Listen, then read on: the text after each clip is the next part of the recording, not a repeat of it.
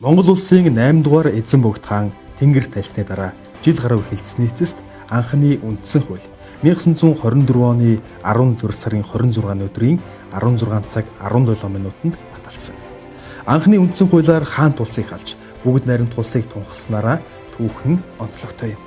Социализмын он жилүүд өнгөрөх тусам соёлын довтолгоо, нэгдэлж хөдөлгөөн, атрын аян зэрэг томоохон хөдөлгөөн аянууд улс орон даяар өрнөж байна. Монгол улсын хүн ам, соёл, амьдрах хэв маяг, эдийн засгийн бүтэц, тогтолцооны хувьд эрс өөрчлөлтүүдийг хийх зорилтуудаас шалтгаалж 1940, 1960 онуудад тус үндсэн хуулийг шинжилэн баталж байжээ.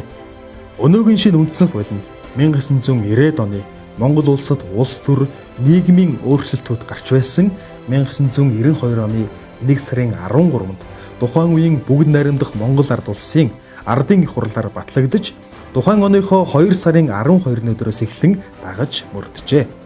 1992 онд Монгол улсын ардчилсан үндсэн хуулийг батлахаар ардын их хурлын 430 депутат 2 сар гаруй хугацаанд буюу нийт 76 хоног цэц оюунаас шавхан хилэлцэж байсны дотор Өвөрнгай аймгаас 23 депутат байдаг байна.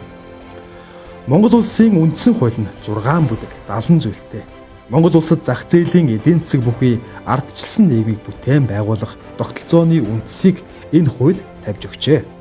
Шинэ үндсэн хууль нь парламентын засаглалтай бүгд найрамд улсыг бий болгож шашин шүтэх эрх, үзэл бодлоо чөлөөтэй илэрхийлэх эрх, хүний эрх зэргийг хуульчлан хамгаалсан байдаг бөгөөд мөн засгийн газрын бүтэц, зохион байгуулалт, засаг захиргаа, нутаг дэвсгэрийн нэгжийн зохион байгуулалт, үндсэн хуулийн цэц, сонгуулийн талаар зохицуулсан байдаг байна. Монгол улсын үндсэн хуульд оруулсан нэмэлт өөрчлөлт.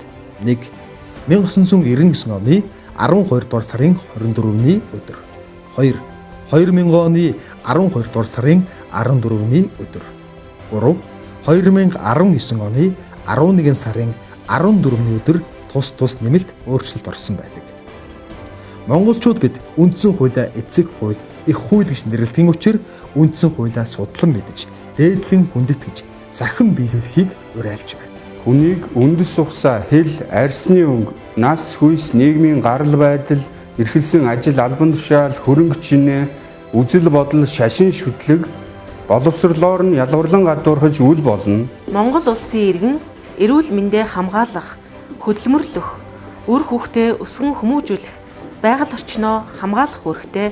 Хүн эрх хэрэгчлөө гэдлэхдээ бусад хүний эрх хэрэгчлөөг хохироож нийгмийн хэв журмыг гажуудуулж болохгүй. Монгол улсын иргэн шударга хүнлэг гэсийг хэрхэмлэн үндсэн хууль бусад хуулийг дээдлэн хүндэтгэж сахин биелүүлэх үүрэгтэй. Улс төр эдийн засаг, нийгэм, соёлын амьдрал, гэр бүлийн харилцаанд эрэгтэй эмэгтэй хүмүүс тэгш хэрэгтэй оролцсон.